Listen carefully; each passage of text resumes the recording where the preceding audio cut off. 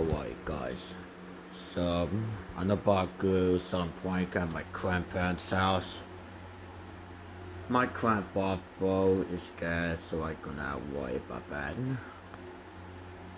Not to be rude, but my grandfather's scared because,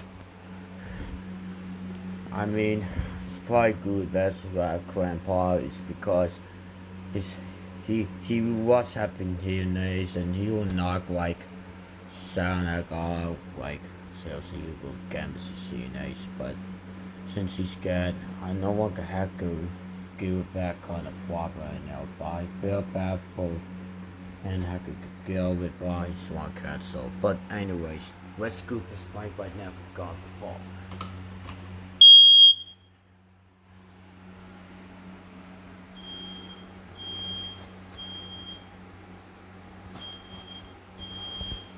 We'll see how my grandma reacts to it. Yep, it is. I just like the good pranks like that. Like seriously, I just like it. I like this prank, but we get pranked.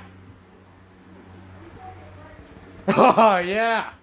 I always get pranked by one, like seriously.